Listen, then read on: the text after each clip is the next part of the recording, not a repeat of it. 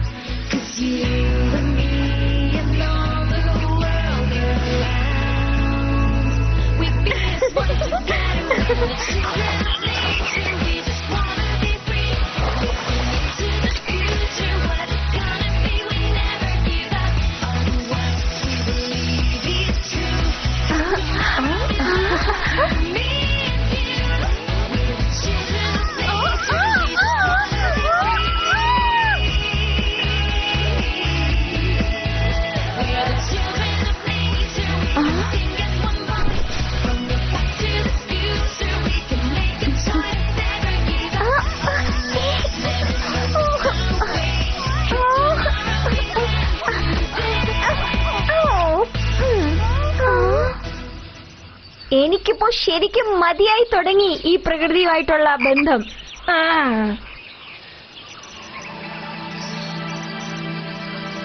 ഈ സ്ഥലം കണ്ടിട്ട് വളരെ ഭയാനകമായിട്ടുണ്ടല്ലോ.